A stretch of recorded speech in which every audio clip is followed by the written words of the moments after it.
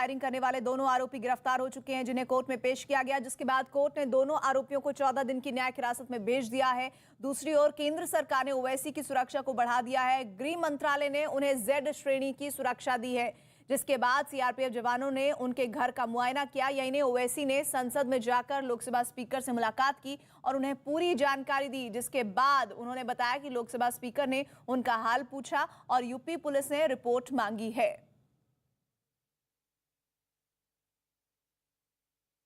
कल रात में ही स्पीकर साहब ने हमसे फोन करके बताया था, पूछा हमारी तबीयत कैसी है, क्या हुआ, और फिर उन्होंने बताया कि पुलिस से उनको जानकारी मिली कि 2 लोगों को पुलिस ने अप्रहेंड किया है। हमने कहा सर कल आते हैं, कल सुबह जब सेशन शुरू पहले आपसे मिलते हैं। तो उन्होंने कहा कि आइए बात करेंगे। वहीं यूपी के एडीजी लॉ एंड ऑर्डर ने ओवैसी पर हमले की वजह बताई और दावा किया कि आरोपियों ने पूछताछ में बताया कि वो ओवैसी के बयानों से आहत थे। 2 व्यक्तियों द्वारा यह घटना कारित किया जाना प्रकाश में आया। दोनों व्यक्तियों को पुलिस ने कुछ घंटों के अंदर ही गिरफ्तार कर लिया और इनसे विस्तृत पूछताछ की जा रही है। घटना में जो हथियार प्रयुक्त हुए थे वो दोनों हथियार भी बरामद किए जा चुके हैं तथा इनकी निशानदेही पे एक अल्टो कार भी बरामद की गई है।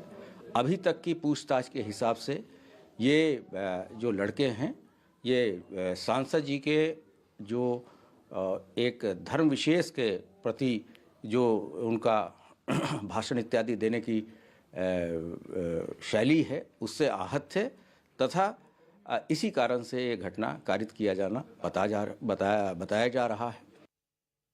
और बीजेपी ने असदुद्दीन ओवैसी पर हमले की निंदा की और दावा किया है कि यूपी में कानून व्यवस्था है, जिसकी वजह से दोनों आरोपी चंद घंटों में ही गिरफ्तार कर लिए गए। निश्चित तौर पर घटना अगर हुई है तो उसकी जांच भी होनी चाहिए और तुरंत कार्रवाई होनी चाहिए, चाहे कितना बड़ा व्यक्ति हो। लेकिन एक बात कम समझ में आई कि गोली जो मैंने खुद देखी है वो दरवाजे के निचले हिस्से पे लगी है। किसी को अगर हमला करना होता, मारना होता तो गोली कम से कम शीशे के भीतर जाती, दरवाजे के निचले हिस्से पे नहीं लगती।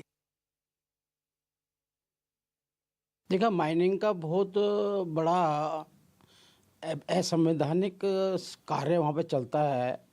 जिस प्रकार से वहाँ पे शोषण होता है, भूमि का शोषण होता है और इसके माध्यम से पंजाब अनेक तरीके से बदनाम हो रहा है और वहाँ पे गलत काम होते हैं और संवैधानिक एजेंसी अपना काम करती है। इसमें कोई दौरे नहीं, कोई भी हो, छोटा हो या बड़ा हो, इसके लिए कोई भी प्रॉब्लम वाली बात नहीं है। इसमें भारतीय जनता पार्टी या भारतीय जनता पार्टी की सरकार का कोई भी इसमें कार्य नहीं है। और इधर वाराणसी में पिंडर विधानसभा सीट से कांग्रेस प्रत्याशी अजय राय का एक विवादास्पद बयान सामने आया, जिस पर सियासी घमासान तेज है। आरोप है कि अजय राय ने पीएम मोदी और सीएम योगी पर विवादास्पद बयान दिया, जिस पर बीजेपी नेताओं ने उन्हें घेर लिया और निर्वाचन अधिकारी से शिकायत करते हुए कार्रवाई की मांग की। 7 मार्च के जमीन में योगी मोदी के जमीन में खन के वही नमक का। और इधर कांग्रेस नेता इस विवादास्पद बयान पर सियासी संग्राम तेज हुआ है। बीजेपी नेताओं ने अजय राय को घेर लिया और पलटवार करने में देर नहीं लगाई। कांग्रेस पार्टी का जिस प्रकार का बयान आया है कि वो प्रधानमंत्री नरेंद्र मोदी जी को और श्री योगी आदित्यनाथ जी को जमीन में खोद कर गाड़ देंगे, ये बयान उनकी हिंसक प्रवृत्ति, उनकी मानसिकता और उनके चरित्र को दर्शाता है। इससे पहले भी नाना पटोले ने कहा था कि मैं प्रधानमंत्री नरेंद्र मोदी जी को मार सकता हूं, गाली दे सकता हूं। इससे पहले भी कांग्रेस पार्टी के अन्य नेताओं ने भी प्रधानमंत्री नरेंद्र मोदी के परिवार पर, उनके जाति को लेकर और उनके चाय वाले होने पर उन पर व्यक्तिगत हमले किए हैं और बार बार उन्हें गालियां दी है।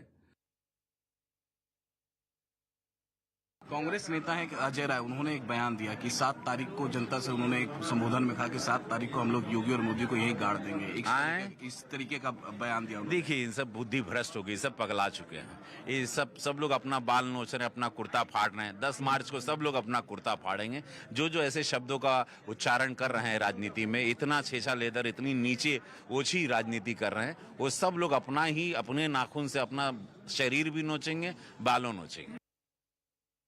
सामने देश की तस्वीर है जिसमें आपको दुनिया के लोग झाड़ लगा रहे हैं कि आप क्या बोल रहे हो। ये तमाम ऐसी चीजें हैं जो चीजें कि इस कांग्रेस पार्टी के बंटाधार के लिए किसी को कांग्रेस की स्थिति ये हो गई है कि हर शाख पे उल्लू बैठे हैं, अंजाम गुलिस्ता क्या होगा। तो जिस पार्टी के हर शाख पे ऐसे लोग बैठे हो तो उसका अंजाम क्या होगा, ऐसा ही होगा। ऐसी नॉन परफॉर्मिंग एसेट बन गई है कि जहां पर कि किसी तरह का कोई न मोल है ना उसका न भाव है। और कांग्रेस को आज एक और झटका लगा। आज यूपी के पडरौना सीट के कांग्रेस प्रत्याशी मनीष जायसवाल ने इस्तीफा दिया और बीजेपी में शामिल हो गए। जब वो बीजेपी का हाथ थाम रहे थे तो उस वक्त आरपीएन सिंह और अनुराग ठाकुर मौजूद थे। अनुराग ठाकुर ने इस मौके पर अखिलेश सरकार पर हमला बोला। आज माननीय योगी जी ने अपना नामांकन किया है, पिछले कल केशव प्रसाद मौर्य जी ने किया था।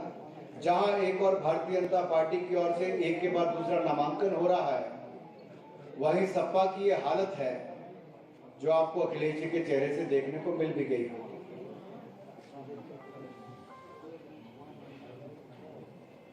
चोरी छिपे छिप कर टिकटें देने का काम जो हो रहा था, अब टिकटें बदलने का काम भी हो रहा है। साइकिल पर चढ़ने के लिए लोग तैयार नहीं हो रहे। गठबंधन में दरारें नजर आती दिख रही हैं और ये प्रतीक है इसका कि ये अपराधी दंगई माफियों को साथ में लेकर जो चलते थे, उत्तर प्रदेश की जनता ने इनको पहले स्वीकार किया, न आज स्वीकार करने वाले।